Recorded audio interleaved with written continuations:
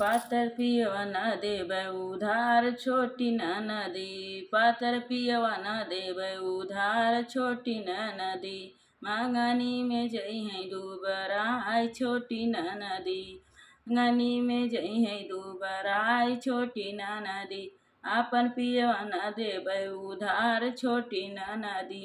काजू बादाम उनके पीस के पियाए। काजू बादाम उनके पीस के पियाए। भर के गिलसिया से दूधवा पियाए। भर के गिलसिया से दूधवा पियाए। तावा पर के रोटी दिल बहार छोटी नदी। तावा पर के रोटी दिल बहार छोटी नदी। आपन पियवा न देबै उधार छोटी नदी। पातर पियवा न देबै उधार छोटी नदी। पातर पियवा न देबै उधार छोटी नदी। मांगनी में जई है दुबराई छोटी नदी। मांगनी में जई है दुबराई छोटी नदी।